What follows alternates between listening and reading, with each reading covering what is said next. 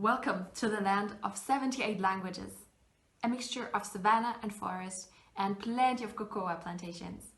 Welcome to the Ivory Coast, a country whose cultural and economic landscape we will present to you today. And the structure of the presentation will be the following: steps of doing business, important business sectors, then culture, business etiquette, and then we're going to follow up with a conclusion. And who's going to present this? That's Kay, Kristjana, Padma, Pieter, Aurelie, and me, I'm Swenja. So let's dive right into this and talk about the two big areas that, as our professor mentioned, are super controversial but important to look at as well when thinking of investing, which is politics and religion. And concerning religion, it can be said that the country is divided into Christians, Muslims, and inhabitants following indigenous religions. And the political situation is quite stable at the moment with President Alassane Ouattara, who just won the recent election a couple of weeks ago.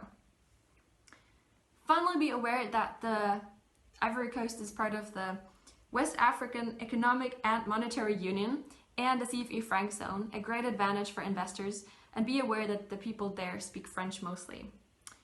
So those were some aspects important to take into consideration, but what is also important to look at, Kristjana is going to come up now with the question, solutions to the question, what are steps of doing business in the Ivory Coast?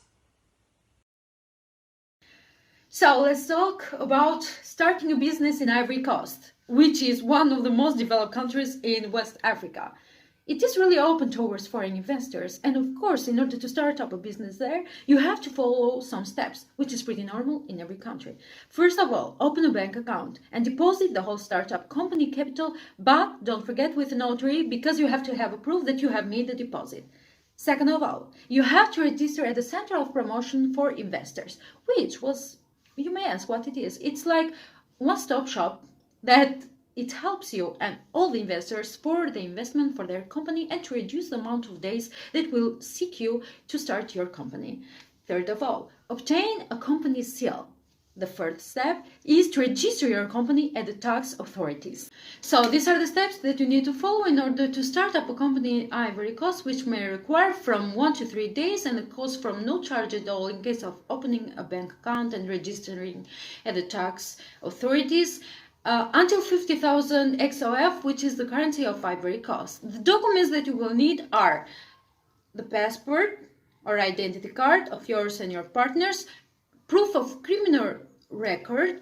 Also, you have to have a proof that you have put your property in your name or in case that you have rented it. And last but not least, you have to have a proof that everything that you are doing is supervised by the authorities. So, which industry is the best? The tech industry in Ivory Coast is sadly but not unsurprisingly small. However, it is growing. This means that while there may not be big tech opportunities right now, there will be in the future. But Ivory Coast has other interesting industries for our investors. Telecommunication, transport, and the service sector made a rapidly growing economy possible. The first one, being telecommunication, employs 48%, which is almost half of the active population. As the economy grows, the primary industries continue to dominate, like agriculture, forestry, leatherworking, mining, petroleum, and textile. 30% of all cacao worldwide comes from the Ivory Coast. They also export cashew nuts, palm oil, and coffee, as well as precious materials like gold and diamonds.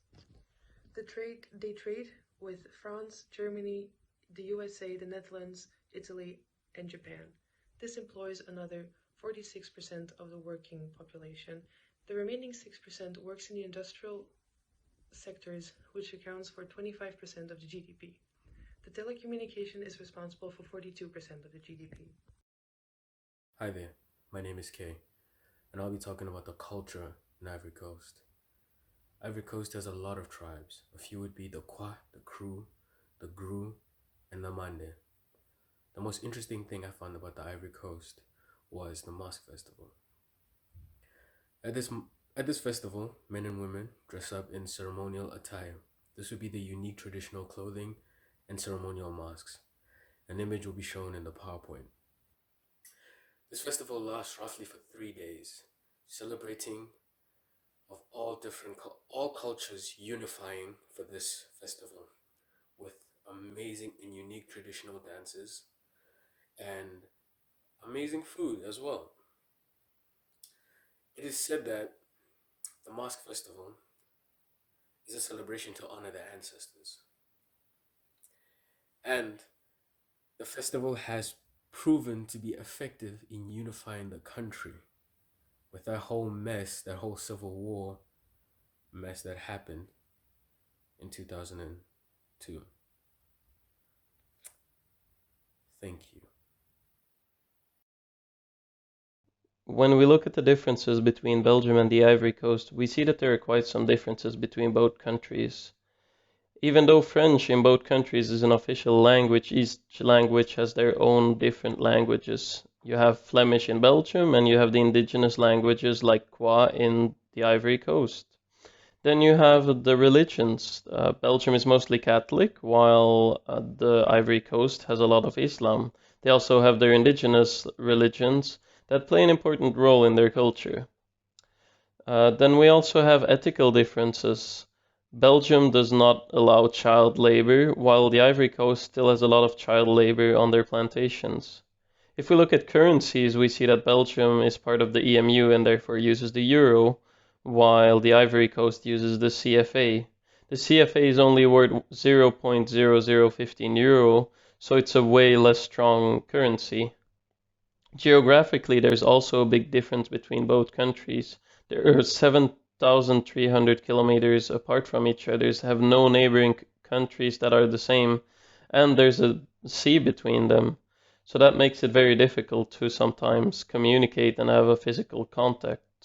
Then economically, we see that Belgians earn a lot more than the average person in the Ivory Coast. While a Belgian earns about 17,824 euros, the people in the Ivory Coast only earn about 553 euros per year. That is, of course, a big difference and has to be held in account. Briefly restate the points that we just talked about. Ivory Coast is a sub-Saharan African country with lots to offer. Ivory Coast development is driven by sustainable investment, increased cocoa revenues, and social expenditures. The country mainly exports foodstuffs including cocoa, coconut, banana, and fish, and also refined petroleum, gold, and rubber. Following up on the previous budget, the 2020 state budget gives priority to systemic economic change and the development of population's living standards. Strengthening political stability, significantly improved business climate and governance. The common thing that is the French language are some of the favorable factors for investing in Ivory Coast. Limited use of English language, terrorist activities, and unskilled labor poses a threat to the development in the country. And there are still some gaps in public finance department, infrastructure, and business environment. There are great opportunities and great challenges while investing in Ivory Coast. I would say the former outweighs the latter. Would you invest in Ivory Coast? Would you give the commercial hub of West Africa a chance? Thank you for listening.